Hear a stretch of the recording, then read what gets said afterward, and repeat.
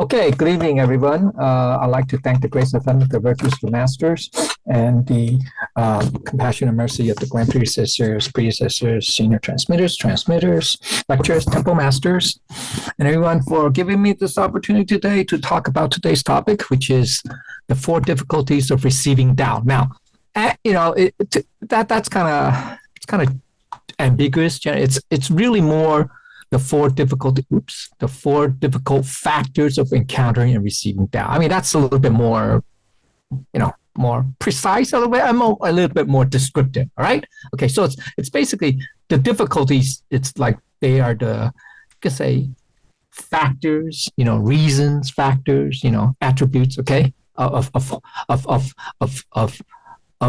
why it's not easy, that's difficult, not easy to, we say received out, to really to encounter and meet or to come across, to come upon and to receive the Tao. And actually, it might even involve some cultivation bit later too. But anyway, but that's good enough. All right. Okay. So these four difficulties basically are some of the major factors that will influence whether one has more or less opportunity to encounter, to come upon, or come across and receive the Tao. So that's what really these four, we call four difficulties. I mean, it's pretty, these are major. These are called major. I mean, there could be a whole bunch of other difficulties, right? But these are the major ones we can call it.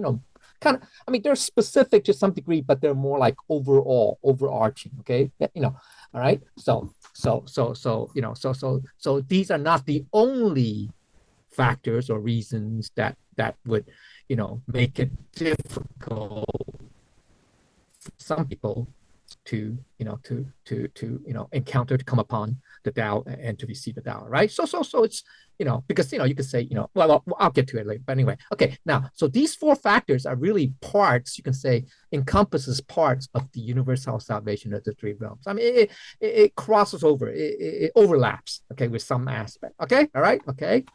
And also these four factors are actually, a good part of it, let's see, one, two, about three of, at least two of the four, maybe even three, okay, are part of, also touch upon, aspects or parts of that, about the lineage or the heritage of that, right? I mean, so, because it's about from the end of the red era to the start of sorry, typo.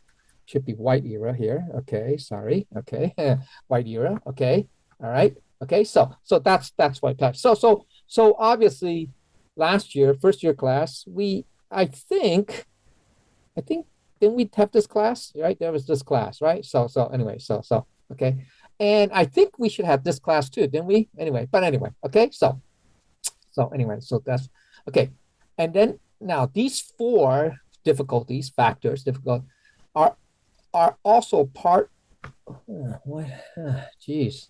Are part of the contributing karmic factors, or we call, aka also known as secondary causes for encountering and receiving the Tao in this lifetime. Okay, so these four difficult factors, whatever, obviously, I'll only talk about this lifetime, right? This current lifetime, right? Okay. Now, these four factors are also necessary and sufficient factors for encountering. I mean, they have a direct or indirect, okay, either way, okay, impact, or some are necessary. Each one is, well, maybe three of the four are definitely necessary, but individually they are not sufficient. But all four is sufficient enough, okay. But anyway, all right, to affect, to influence, all right, okay. But they're not the only, okay, factors that affect, okay. There are others which we'll get to the next point. So these are the present lifetime factors, okay. We talk about these four difficulties, but it's in addition to all the other positive or negative causes from our prior lifetimes. That's the thing, that's how karma works, right? Okay, that combine with the present four difficulties to influence, to affect, or to determine, if you will, to whether one has more or less opportunity to come across, receive and cultivate the Tao. So that's the broader, the broad. So basically another way of saying this, we're talking about karma. We're talking about karmic, example of karma, or how how potentially karma works. Right. Okay. So that's another class that we talked about, I think last year, right? We had a first year class that talked about karma. So this is like, sort of like the overlapping, of these topics about karma, about the lineage or heritage of the Tao, and about the universal salvation of the three realms. Okay. So that's right. Now, thus, it does not necessarily mean that these four factors will guarantee, will absolutely guarantee that one will come upon, receive, or cultivate down this lifetime, right? Okay, because of this, because there are other factors that happen in previous lifetimes that could come into effect, or come and influence in this lifetime. So beyond these four difficult factors. Okay, so okay, all right. So just understand, because obviously, you'll see when I talk about those four, which is the next point, the next section. You can tell that even if people, a lot of people can let's say overcome these four difficult factors. It's not necessarily mean that then they will they'll appreciate the Tao when they come across it, and they'll receive the Tao. Okay, it just means that these four we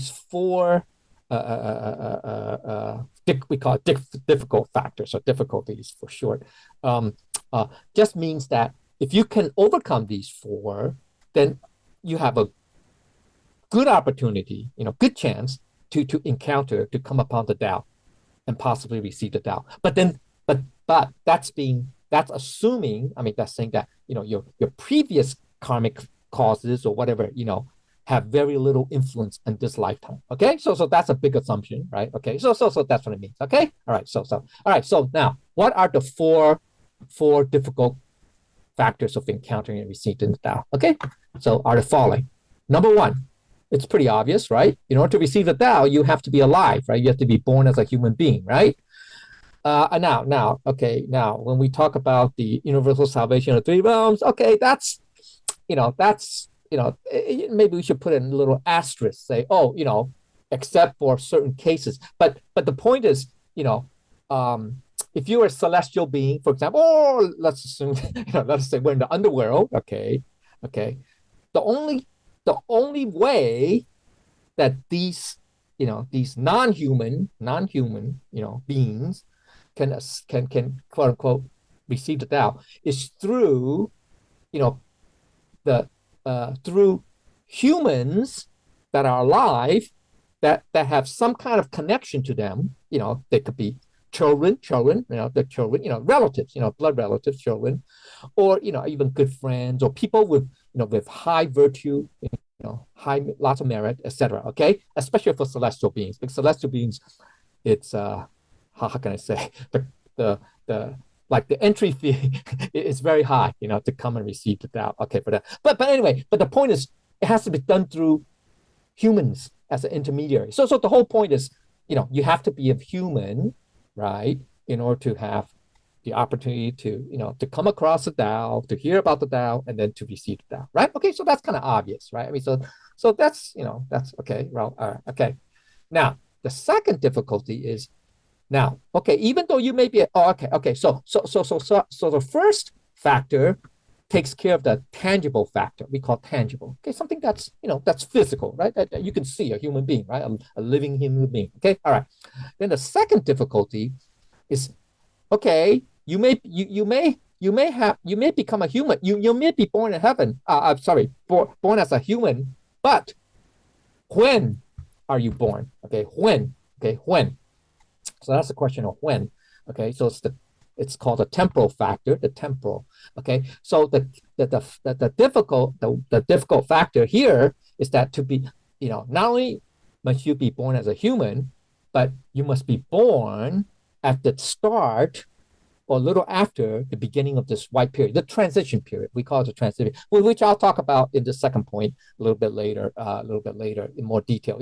So when is that transition? I mean, we say, generally speaking, it's after 1926. Really, officially, 1930 is the universal salvation of the three realms, because that's when the 18th patriarch and matriarch received their mandate, the heavenly mandate.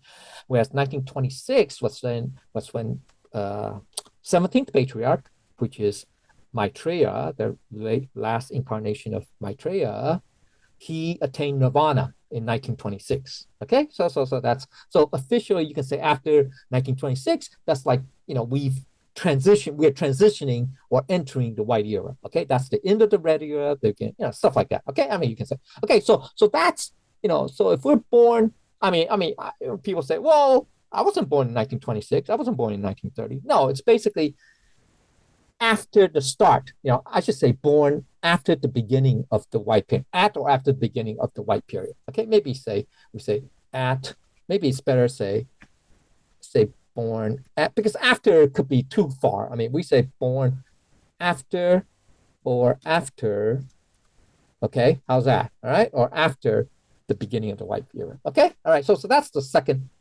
difficulty. Okay, then the third difficulty is, we can say, okay, this, well, in a very narrow sense, it could be answering the location, the space. We call it the space variable, space dimension, the spatial factor, or whatever. Okay, and now, I kind of use this more. How can I say it? This is a little bit more. This is broader and it's less ethnocentric. I mean, the actual Chinese, and I don't know if I want to get into the actual Chinese translation of this. It means China, born in China. To be born in China. I mean, literally, that's what it means. Okay, literally. I mean, there's a reason why. I mean, which we'll get to when I'm talking about this factor. But I think that's it's not a necessary condition, right? I mean, think of how many Chinese who were born in China and never encountered Tao, or never knew about Tao, or even if they encountered, they heard about it, they don't care about the Tao. Okay, so it's not, it's not a big difficulty. I would rather say that it's really the affinity, and I'm taking the broader view, not the broader. It's that it's affinity, I say, for Eastern cultural heritage. Okay, I mean, cultural heritage, and the reason why is because I'll get to the detail. Sorry, I'll get to that. You'll see.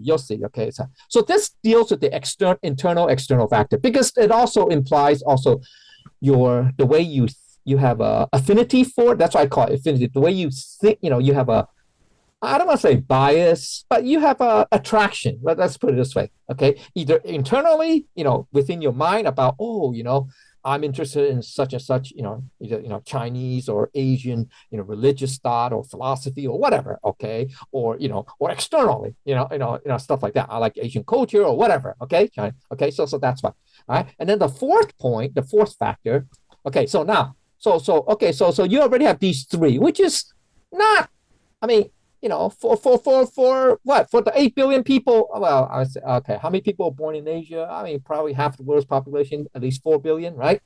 4 in Asia. So that ticks off number 3.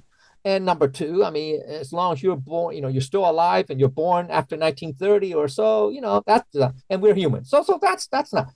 But then this last factor is kind of like the last gate, the last 最后一关 not 最后一关 but the yeah, you can say the last gate, the last obstacle. I don't want to say obstacle, but gate.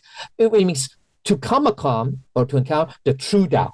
Now, right, and that's an intangible factor, because, and we'll talk about why, because it has to do with, nothing that's physical. Okay, and so that okay, so that's very important, right? So because our true Tao, and when you talk about the mandate, it's actually invisible, intangible. Okay, so that's the intangible factor. Okay, so now let's go to the first factor. So having a human life and physical body, right? You need to have that. I mean, physical body is useless, right? If you're not alive, that's a corpse, right? So you're dead. Okay, so that's not it. You have to be living. Okay, all right.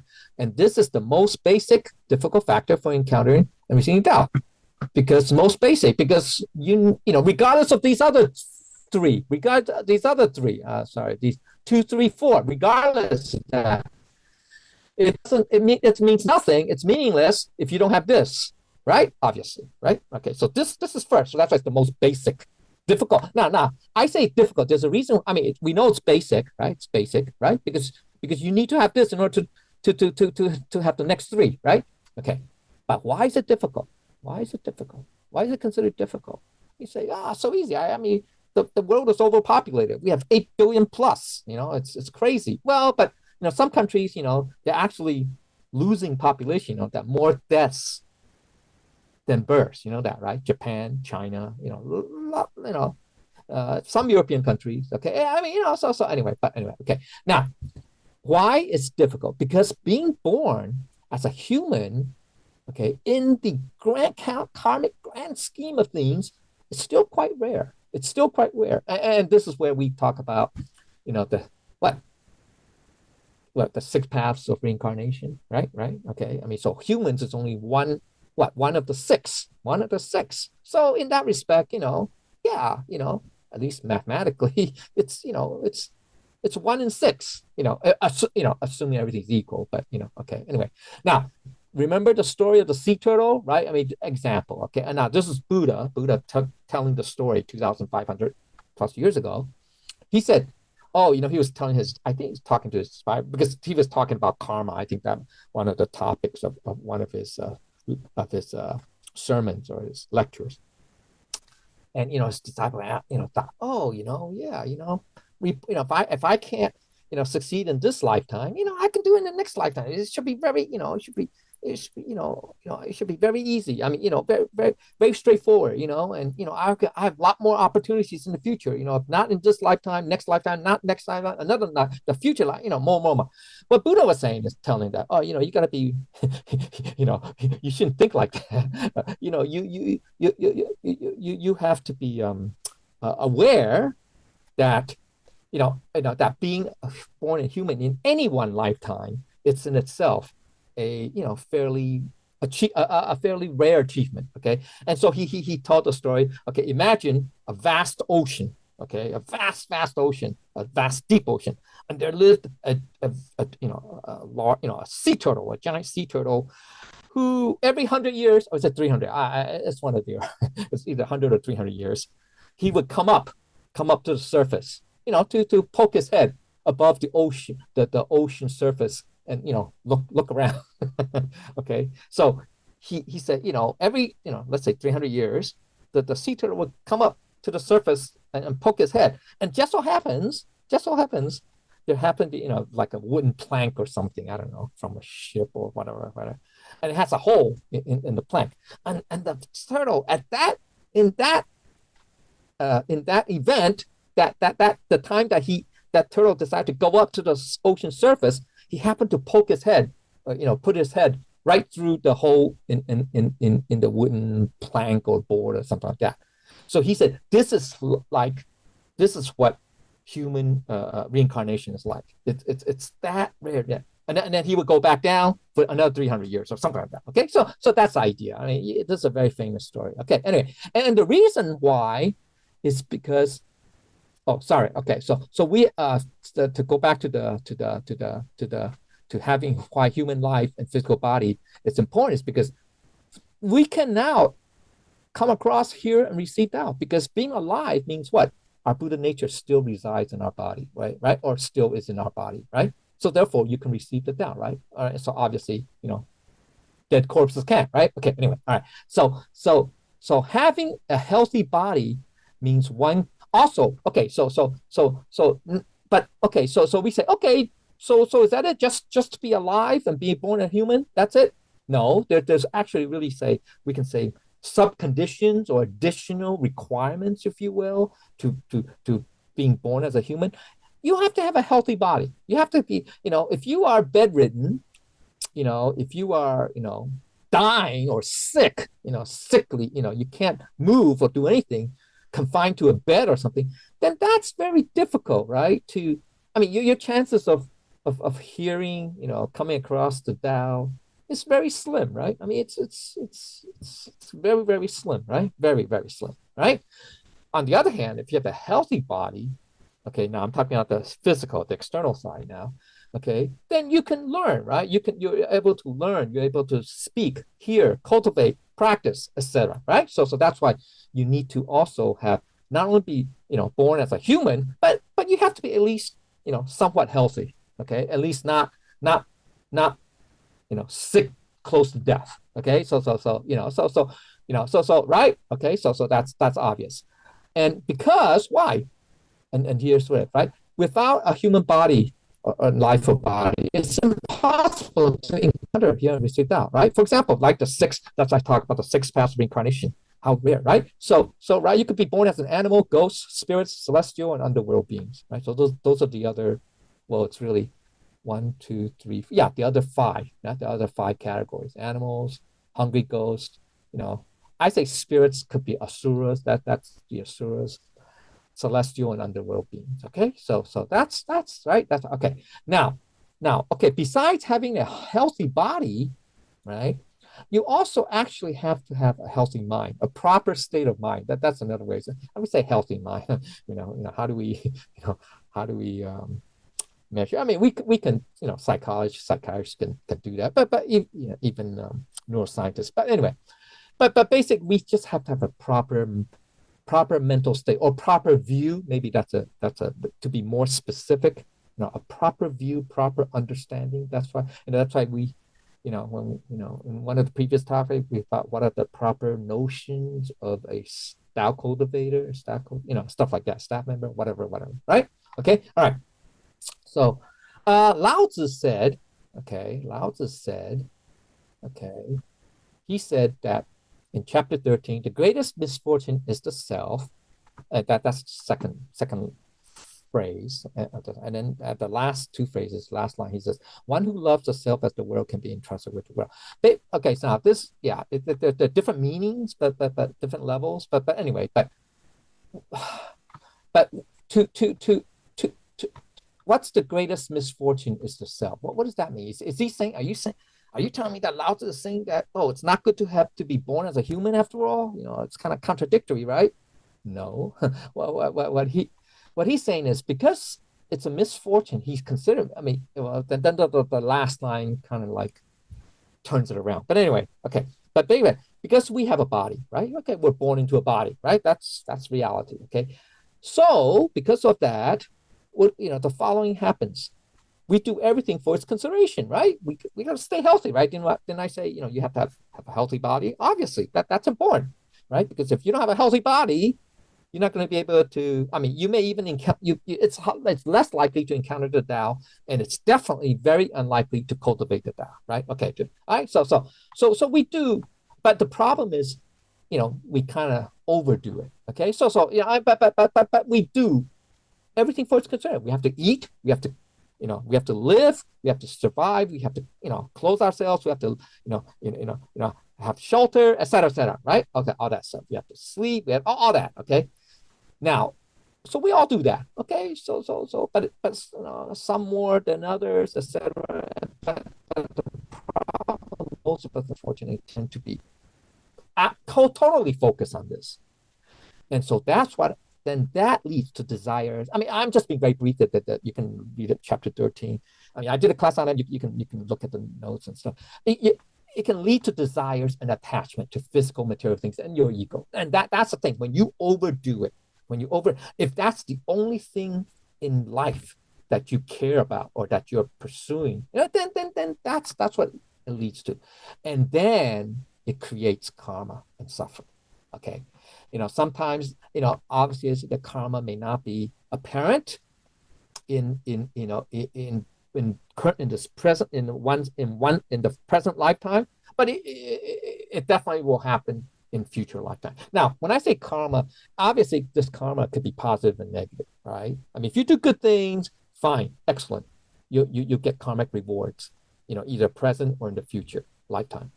But if you do, bad, likewise you suffer, right? You get karmic retribution, and then there's suffering. I mean, and then I don't want to go into detail, but there will be. Okay, anyway, all right, okay. I mean, you even though you do very good, very well, you make a lot of money, whatever, you may still never be satisfied. So that's a type of suffering too. Okay, the suffering the suffering of uh, insatiability, or I mean that word. Okay, all right, okay, or that you can never satisfy your desires or whatever. Okay, all right. But so the key, what allows us, and that's where it comes to the second half, to the last one who loves the self as the world, though, can be entrusted with the world. Okay. So he said, now this is all with the mind, how we view, how we, think about, our lives. Okay.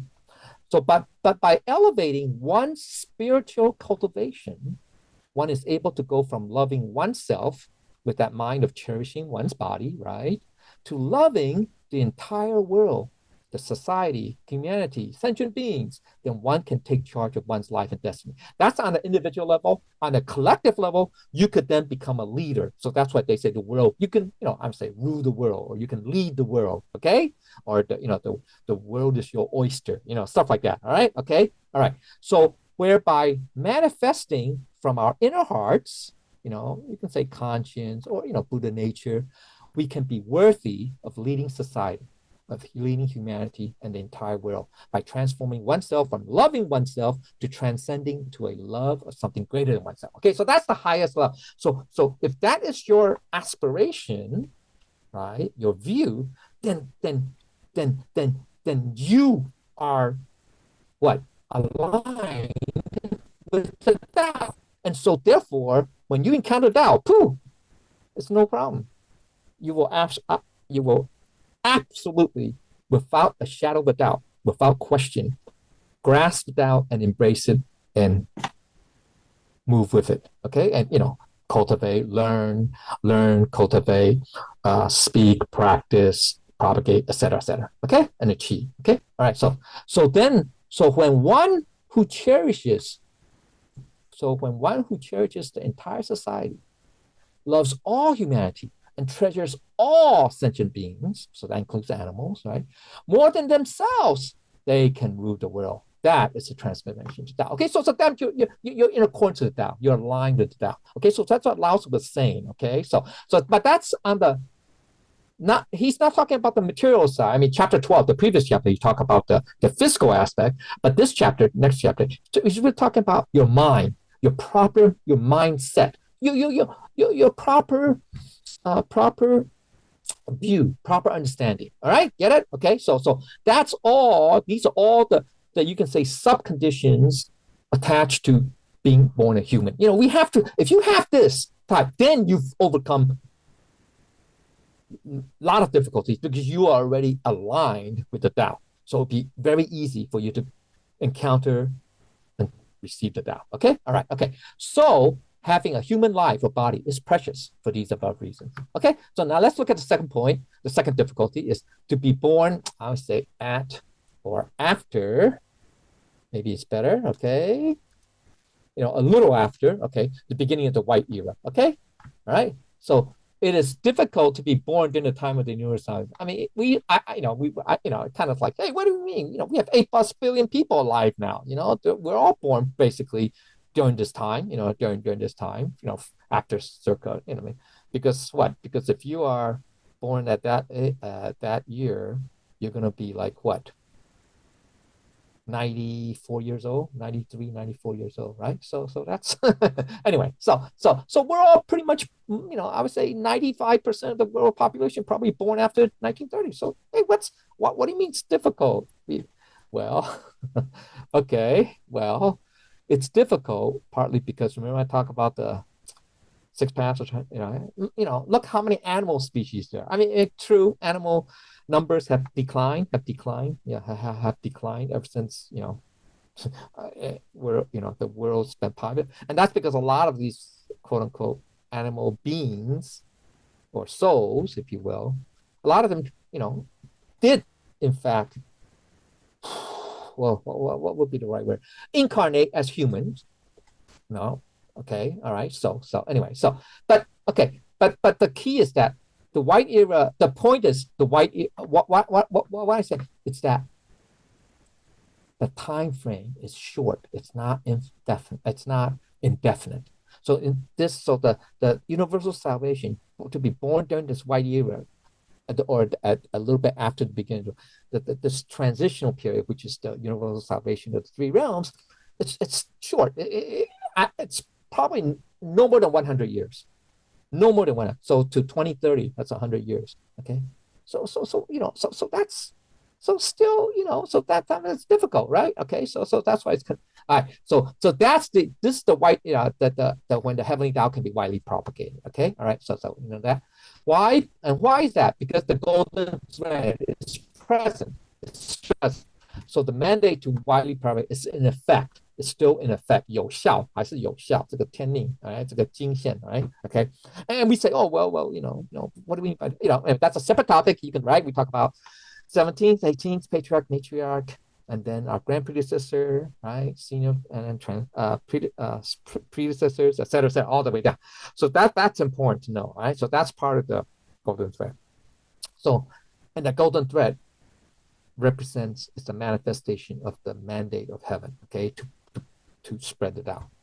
So this means the propagator is mandated by heaven to give all beings of the earthly, celestial, underworld realms the opportunity to receive Tao in this lifetime. Okay, so that's the three realms. Okay, so this is also the right time for the propagation of Tao throughout the world, not just in the earthly realm, throughout the world, in order to save humankind from the coming calamities of the white era. Yeah, every time we change eras, from the green to the red, red to the white, there are always upheaval. You can say upheaval. Okay, and a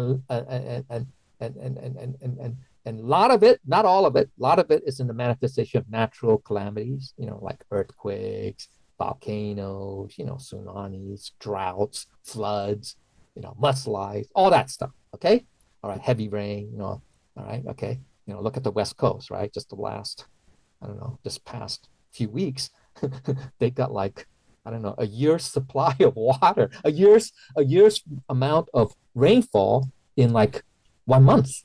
That means it's 12 times on average, right? High. Okay. So anyway. Okay. So this period of transition from the end of the red era to the white era, from circa 1926, right? Because that's the end of the era. That's the 17th patriarch, when he attained nirvana, provides a rare opportunity, and it's a precious timing to encounter or come upon, receive the Tao. So that's, okay, so in that case, that's a difficulty. Now, let's go look at the third point. Now, okay, so I say affinity for Eastern culture, Asia. Okay, I say, okay, and why I say that, I want to be broader, because once again, it covers the heritage of the Tao. Okay, it's a broader view. It's an overall as opposed to a more selective. Okay, yeah. So because Asia is the birthplace of some of the oldest the key is continuous culture, civilization, religions. For example, ancient Chinese, Hindu culture are still present, right? And people still practice or follow the traditions, culture, whatever. Okay. And then there's Taoism, Confucianism, Christianity are all still present and being practiced. Right? I mean that's and all these religions came from where? In Asia. From Asia, right? Okay, right, okay. So the lineage was in China, right? From Lao Tzu, well, before Lao Tzu, but I'm using an example. This is the red, the transition from green to red period. Actually, it's really already red, Lao Tzu and Confucius, because they were not rulers; they were scholars. Some people say religious, sages. Okay, and then present day India, Buddha, right? Then the green and red eras, right? Okay, right? Okay. Now this lineage of Tao is manifested as what? Taoism as a religion, Confucius, they say it's a religion in China during the green era, and the Buddhism in the red era. And the last 18 patriarchs of the red era were in China, right? Bodhidharma, right? He was the 28th patriarch of India, okay, 28 patriarch after Mahakasyapa. Well, Mahakasyapa was the first one, but after Buddha wasn't considered a patriarch, right?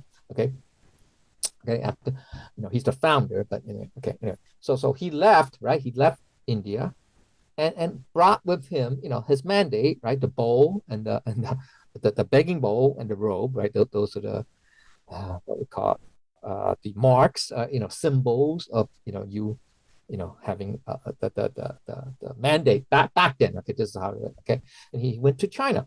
Okay, and then he met Sun Guang, who just became the second patriarch of Buddhism in China. But anyway, okay, so the last 18, so it starts from Bodhidharma all the way to our 18 patriarch and matriarch. Okay, so that's what it is. Okay, so the first 6 were in the Buddhist lineage. We could say Buddhist religions lineage, but then the last 12 of these 18 were secular. That means they weren't affiliated. You can say they're non-religious, patriarchs. It's kind of weird. Okay, but anyway, okay, all right, okay. So, it's not means that they are atheists. No, it doesn't mean that. Okay, a lot of people associate religion with theism, right? With believing God, but it doesn't mean that. But the other way works that you can believe in a God, but you don't need to have a religion. So anyway, okay, it can manifest as religion, but it doesn't have to. Anyway, okay. So then the 17th and 18th patriarchs, matriarch, sorry, it should be singular here. I made a mistake. I put 16 in there before, but anyway, so it's the 17th and 18th patriarch and No, this is right. Sorry. Ooh. Okay, sorry. Okay, I was right. No, I'm sorry. Okay, we're in China during the Red era, right? During the Red and the transition to the White era, right? The 17th era attained Nirvana in 1990. So that's why the reason, in Chinese, when they, mention this difficulty, this third difficulty of, saying being born in China, is because of this, because, the 17th patriarch were the last, patriarchs, right, of this Red era. Well, actually, it's just 17, but anyway, it doesn't matter. 18 is more like transition. But anyway, we're in China, so that's why they say, to be close, to happen, close to the patriarch, you would have to be born in China. That's what it means. Okay, so that's a very narrow. It's not wrong, but it's kind of narrow, very specific. Okay, so just to let you know that. Okay. All right, so I don't want to be too Sinocentric, okay, or ethnocentric there. But anyway, okay. But then the universal salvation of the 3 realms began in China then around 1930, because that's when the 18th patriarch community received their mandate. Okay, so there was a 4-year gap, and then that 4-year gap was headed by, I think, was a sister. Oops, sorry. Ooh, geez, the sister of the 17th patriarch. Okay, so anyway, but that. That's the little detail stuff that we learn from talking about the the second or third to the last topic in the Dharma class, right? Talking about the 18th patriarch. We talk about the grace of heaven, right? Okay. Anyway, and also you can in detail about the heritage of Tao topic. Okay. All right. So thus, having affinity for Eastern Asian culture enhances the chances of encountering or coming across it. Now, but it doesn't, but this, of the 4 difficulties, this is the, how can I say, I would say it's not the most important. It's not the most important. Why? Think about it. Look at us. I would say all of us, but most of us weren't born in China, right? Most of us, a lot of us were born, outside of China, in the West, but we still have that affinity, okay, to what? Encounter the Tao and to receive the Tao. So this is not the most important. This is a sufficient factor, but it's not a necessary. I would say necessary in that case. Okay, all right. But you do have, but whether you're born, because you can look at it both sides. I don't know if you met a lot or you came across. I've came across a lot of Chinese people. Let's be more specific here, and they even never heard of the Tao, or even if they have heard, they have no interest whatsoever. Okay, all right. So yeah, they were born in China or whatever, but who cares? They don't care. Okay. On the other hand, I know a lot of people. Not a lot. It's all relative. Okay, a lot of people born outside of China, be it in America, North America, Latin America, whatever, Europe, Africa, whatever, or other parts of Asia, and yet they have a very high interest in learning about either Chinese culture, Chinese and the Tao, specifically the Tao. Okay, so it works both ways, right? Okay, but that's why I say you need, as long as you have this affinity, that some kind of attraction, a propensity to like something, to be attracted by, Eastern culture, because after all, the Tao basically was in Asia, right? Between China and Russia and India, basically, right? I mean, right? Okay, more or less, right? I mean, you can say the other religions have Tao too. That's true, but they're not part of the golden thread. Okay, so that's important, right? No, okay, all right. So that's one. All right. Okay, hopefully that clears up. Now let's look at point number the fourth difficulty: encountering or coming about the true Tao, the authentic Tao. That's the big. Remember, I said earlier, you can say that's what separates the wheat from the chaff. I mean, that's really, even if you have those three, overcome those three difficult factors, the previous, three, right? This is the last one. This is the most important. You can have the first three, but if you don't have this, I mean, if you can't overcome this, then, well, you know, you missed the boat. Okay. I mean, everything is in vain. The first three difficult factors would be for naught, right? Would be meaningless. Okay. Now that's because, and what's the true doubt? Because there is, because we have this, right, heritage of Tao, lineage of Tao, right? We talk about the 64 patriarchs, et cetera, right? So there's a manifestation of this golden thread. Now, this golden thread is not a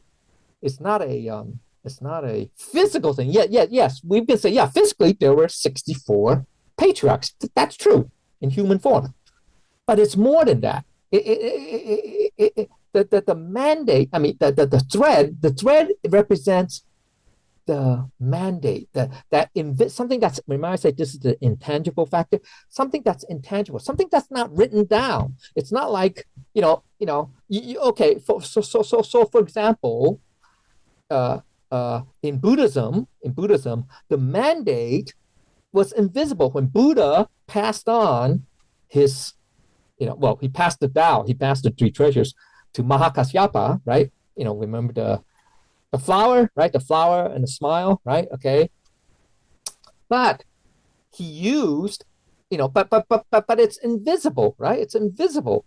And the mandate, you can say the authority, right, of heaven, to grant Mahakasyapa the title, you can say the title or position as the leader, okay, after Buddha, right? Okay. It's invisible. There's no piece of paper that says, signed by Buddha, stamped by God, say, hey, here, Mahakasyapa, you are therefore, the next, the new leader, whatever, okay, after Buddha. No, but what is represented though, what is simple, is the begging bowl and the robe, right? So that's the we say the sign, the symbol of that mandate. Okay, get it? Okay, so that's where the golden thread. Okay, so the golden thread is this manifestation of heaven's mandate to propagate the Tao. Okay, that's what it is. Okay, now because of the end of the red era and the transition to the white era, the golden thread has the mandate to save all beings of these three realms. Remember? Okay, aka the three. Okay, all right. But without this mandate, there will be no wide propagation of the authentic Tao, because it will be just like any religion and not the true Tao. See, so we could still talk about the Tao, spread the Tao without the mandate, but it will become like a religion. It'll be just no different. I mean, like any religions. Get it? Okay, so that's the distinction. All right. Okay, so that's why I say it's an intangible factor that this true Tao coming into the golden thread, the mandate. Basically it's the mandate. Okay, because we used to have mandate, but then show me a piece of paper, or show me whatever etchings on a stone tablet or whatever. No, there isn't. Okay, anyway, all right, okay, all right. So why is that because why without a mandate can we not, spread it out? Why? Because only Tao masters or transmitters, you could say, predecessors, whatever, all that stuff, okay, that are part of the golden thread have the mandate to propagate the true Tao. That's the important part. So you need that mandate. And when you're part of that golden thread, then you do have that mandate. Okay. So, but if you leave the golden thread, if you deviate from, or if you depart from, then you'll lose that mandate. Okay. That's very important. But it's invisible. It's an invisible thing. Okay. So it's intangible. Okay. So because of the many, now here's the thing. Okay. So that's why this is so important. This fourth difficulty, okay, or factor, is because now we are we are in this modern era, contemporary era, because there are so many choices now of religions, beliefs, practices today, right? There are you just go online, there's so many, okay. But in order to choose the authentic Tao does require some measure of wisdom and karmic affinity. So that's why I say that proper view, proper understanding is very important, because then that will help guide you to make the wise choice, okay.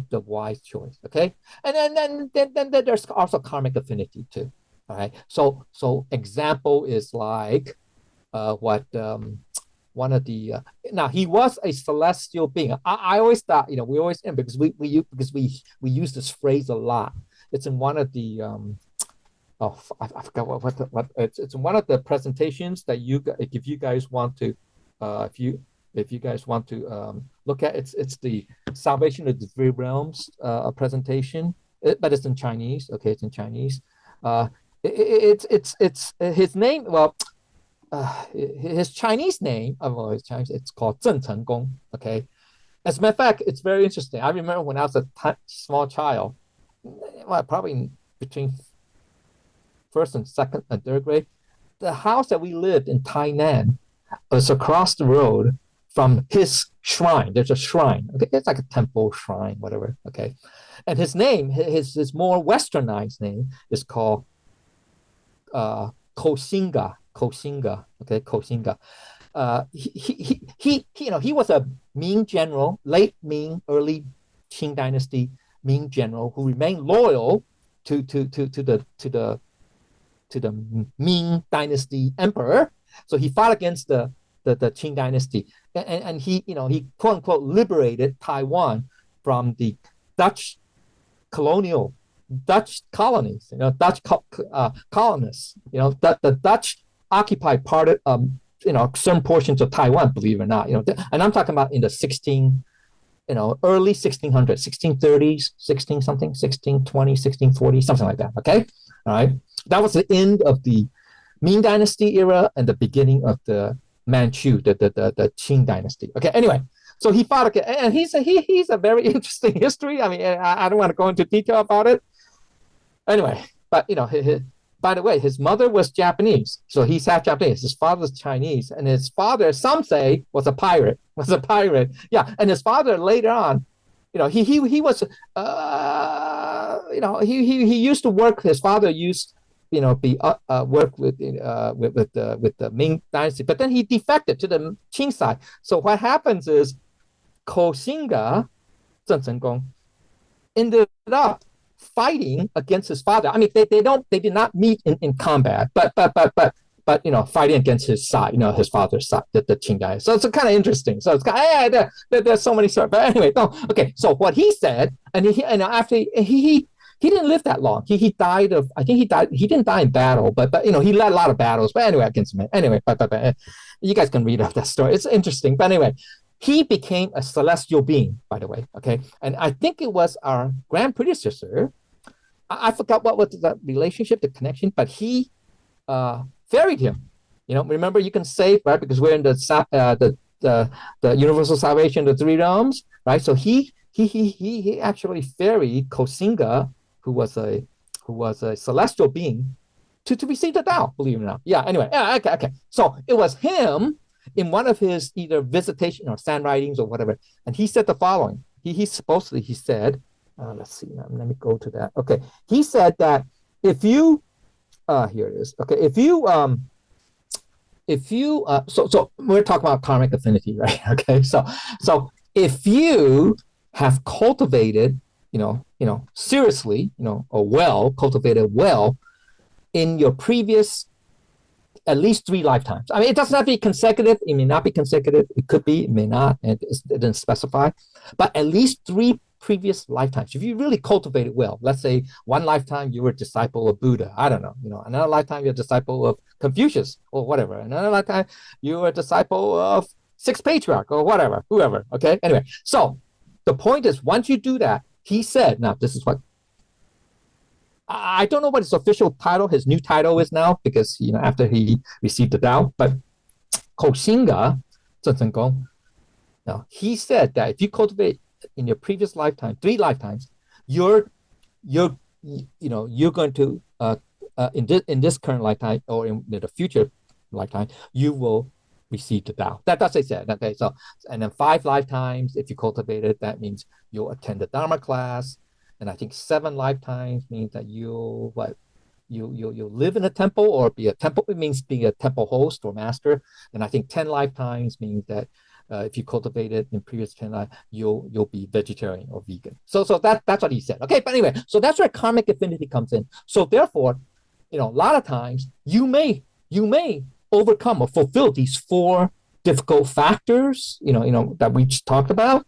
But if you have not, and you could probably, you'll probably very likely, encounter or hear about the Tao. Okay, but you may not necessarily receive the Tao. And where did that come in? Because maybe in your previous lifetimes you haven't cultivated 3 lifetimes or more. You know what I'm trying to say? So that's one possibility. Okay, there's a whole bunch of others. Okay, but anyway, okay. So I don't go too deep, but this is, we talk about time is almost okay. So then be aware that there are many groups of self-proclaimed Tao branches, Tao sect, SECTS, okay, which are not part of the golden thread. Okay, so they're, like false teachers. Some people claim that, they have the 19th patriarch. Yeah, 19th patriarch or Maitreya master. So we got to just be careful. Okay, just be careful. So the key is, any branches that you're not sure of, they doubt. They say, hey, listen, we read the same scriptures as you, blah, blah. We have pretty much the same, same rituals, same, proprieties as you. We have Dharma class. We have all these classes, all that stuff. If they're outside the golden thread, we just have to be very careful. Okay, that's all. All right, be vigilant. Okay, all right. So if one misses this rare chance to encounter, come upon the Tao and receive the true Tao, during this period, this lifetime, this period, okay, then one would have to wait for the next cycle. Probably 129. I mean, that's the maximum, right? If you, this is part of the, that diagram, that circular yin-yang diagram that you see in that topic of the lineage. Lineage is covering the lineage of the Tao, the heritage Tao, right? 129,600 years. It's actually half is when humans are present, the other half are not. But anyway, at least at most 129,000. So we have to wait. So that's another cycle. So this is considered a very small cycle. Okay. Anyway, all right. So anyway, so there is a saying. Okay, there's a saying that one who finds their origin, that's the true Tao, the origin, becomes an immortal and Buddha. One who cannot find their origin, the true Tao, practices upon it. So we have to be very careful. All right. Okay. So this is the last big difficult factor. So thus, the opportunity to encounter, come across the Tao, receive the true Tao, is very rare indeed. All right, okay? All right, okay, so now let's come to the summary. Okay, I don't need to do these 4. You've seen these 4 already. That's what it is. So what I want to say about the conclusion is that these 4 difficult factors of encountering and receiving Tao are an intersection, overlap, if you will, of the universal salvation between the lineage and heritage Tao. Okay, and karma. It talks about it has to do with karma too. So anyway, okay, all right. So these 4 difficult factors are only part of the necessary and sufficient conditions of this current lifetime for encountering or coming across upon and receiving the Tao. Okay, now there are also factors from previous lives which can influence whether one has more or less opportunity to come across and receive Tao. Okay, right? All right. So if you've cultivated 3 lifetimes, cultivated well, it's very highly likely. Okay, it's once again not 100% guarantee that you can encounter the Tao and will receive the Tao. Okay, very, very likely. Okay, all right. Okay, because there are always other factors that that we don't know about. Okay, so anyway, but regardless of the karmic factors from previous lives, okay, those 4 difficult factors still play an important role in determining whether one has more or less opportunity to encounter or come upon and receive the Tao in this current lifetime. Okay, so these 4 difficult factors illustrate how precious a human life is, how rare the timing, and rare how the karmic affinity and wisdom all play a role in determining one's opportunity to encounter or come across and receive the Tao. Thus, this highlights how encountering and receiving the authentic Tao is so precious and rare in this lifetime. Okay, that concludes this class topic. If I said anything wrong or incorrectly, I ask for the Buddha's guidance and forgiveness and everybody else's guidance. Thank you. Thank you for the lecture. Kai give us very detailed, very good information. Number 3, Holy Teacher want to add one item here. Holy Teacher said, it's hard to be born where the Tao is available. It's hard to be born where the Tao is available. So Holy Teacher want us to add this to the item number 3. So let me add it here. How about this? Yeah. Holy Teacher. It just basically means, that's a good way of saying. Difficult. Yeah, Holy Teacher just adjust that. That's good. Yeah, because very narrow, right? Very. Yeah. So Holy Teacher adjust where there is Tao, right? Where Tao is available. Where the Tao is available. Yep. Yes. Thank you, everybody. Yeah, that's good. That's a very good point. Yeah, Holy Teacher give us the border. How about this, right? I think you give us very detailed, very good.